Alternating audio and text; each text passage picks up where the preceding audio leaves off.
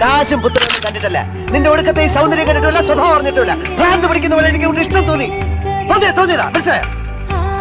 ആ